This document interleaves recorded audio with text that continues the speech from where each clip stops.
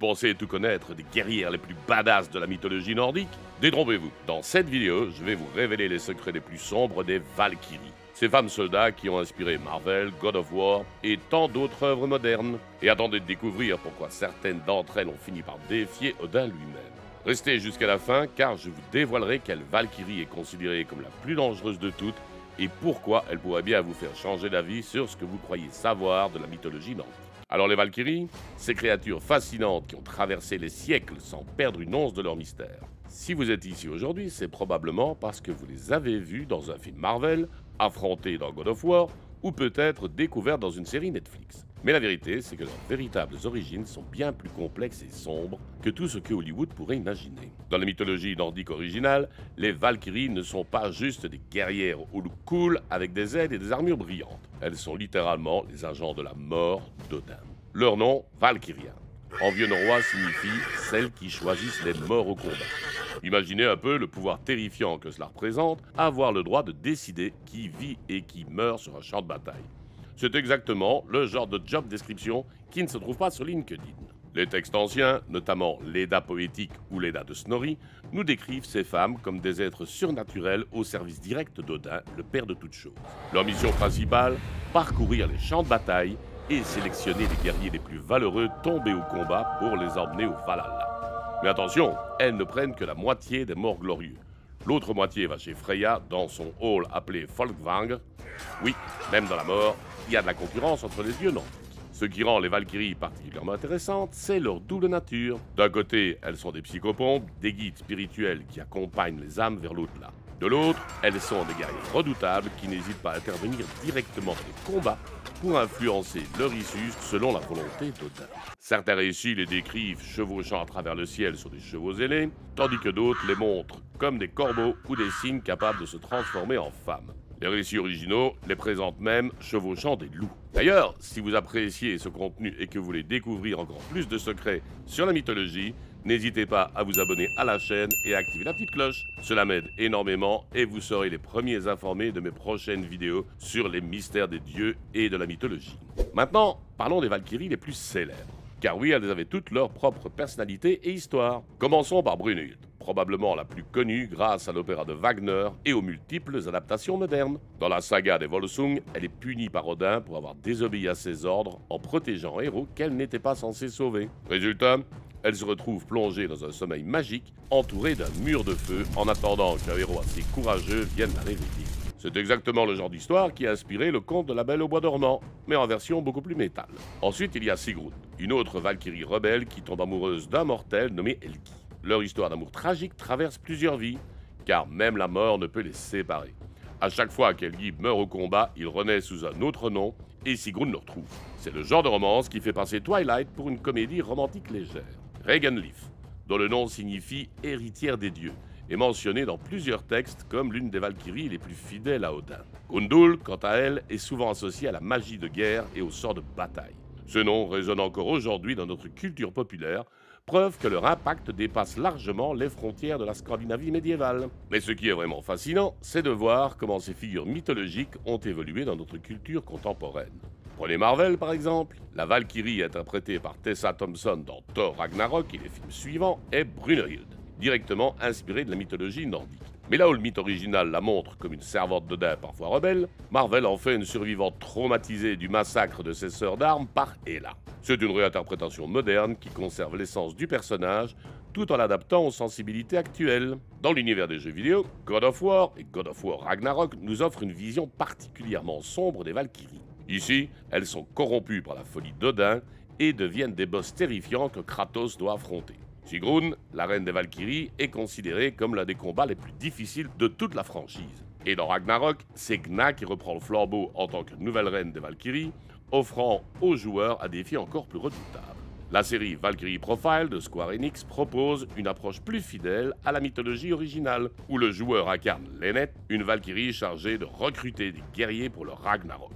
Le jeu explore brillamment les thèmes du destin, de sacrifice et de rébellion contre les dieux qui sont au cœur des mythes nordiques. Même des œuvres moins évidentes s'inspirent des Valkyries. Dans Assassin's Creed Valhalla, bien que le focus soit sur les Vikings, on retrouve de nombreuses références à ces guerrières divines.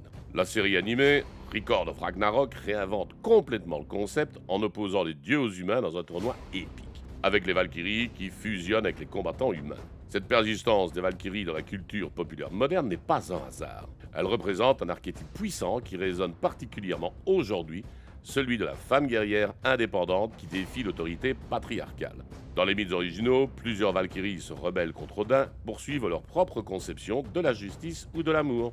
C'est un thème qui trouve un écho particulier dans notre époque. Mais au-delà de leur représentation moderne, les Valkyries originales avaient un rôle cosmologique fondamental de la mythologie nordique. Elles n'étaient pas seulement des guerrières ou des messagères, elles étaient les gardiennes de l'équilibre entre la vie et la mort, entre le monde des mortels et celui des dieux.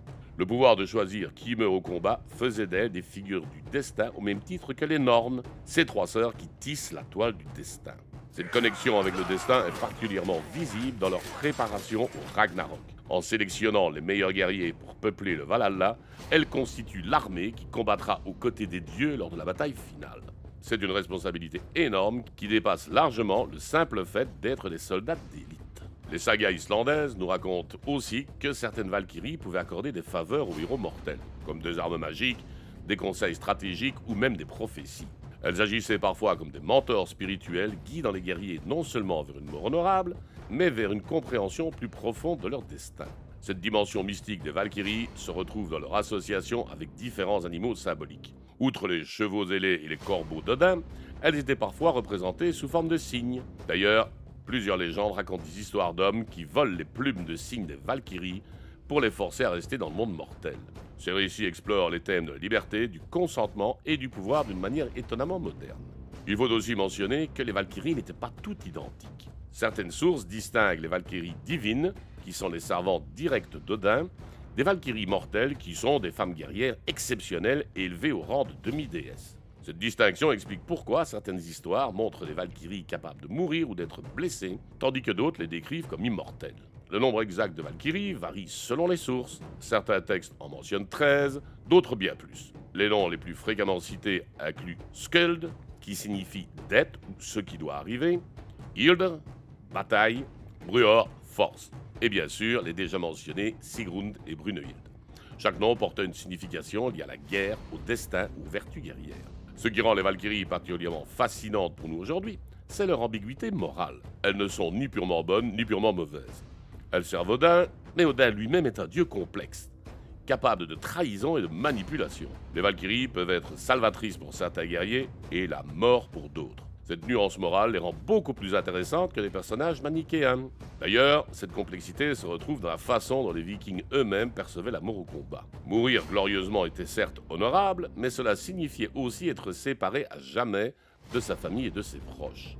Les Valkyries incarnaient cette dualité tragique entre gloire et perte, entre honneur et séparation. L'influence des Valkyries dépasse même le cadre de la fiction populaire.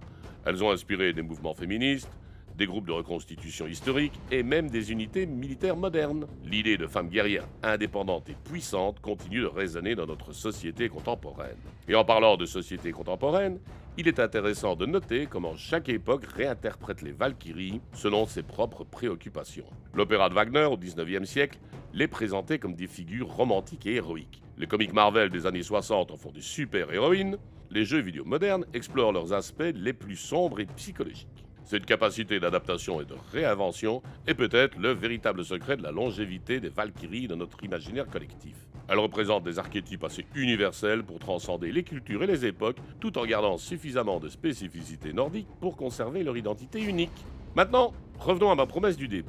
Quelle est la Valkyrie la plus dangereuse? Selon de nombreux spécialistes de la mythologie nordique, il s'agirait de Skuld, dont le nom signifie littéralement « ce qui doit arriver ». Elle n'est pas seulement une Valkyrie, elle est aussi l'une des trois Nornes, les tisseuses du destin. Cela lui donne un pouvoir qui dépasse largement celui de ses sœurs d'armes. Elle ne se contente pas de choisir qui meurt au combat, elle influence le destin lui-même. Imaginez affronter quelqu'un qui connaît déjà l'issue du combat avant même qu'il ne commence. Cette révélation change complètement notre perception des Valkyries. Elles ne sont pas seulement des guerrières ou des psychopompes, certaines d'entre elles sont littéralement des forces cosmiques capables de fasciner la réalité elle-même. En conclusion, les Valkyries de la mythologie nordique sont bien plus que de simples femmes guerrières ou casques à cornes. Elles sont des figures complexes qui incarnent les contradictions de la condition humaine, la gloire et la tragédie, l'obéissance et la rébellion, la vie et la mort. Leur persistance dans notre culture moderne témoigne de la puissance de ces archétypes mythologiques et de leur capacité à s'adapter aux préoccupations de chaque époque. Que vous les découvriez dans un film Marvel, que vous les affrontiez dans God of War, ou que vous les étudiez dans des textes anciens, les Valkyries continuent de nous fasciner parce qu'elles représentent quelque chose de profondément humain, le désir de transcender notre condition mortelle tout en gardant notre libre arbitre. Elles nous rappellent que même les serviteurs des dieux peuvent choisir leur propre voie et que parfois, la plus grande bravoure consiste à défier ceux qui nous donnent des ordres.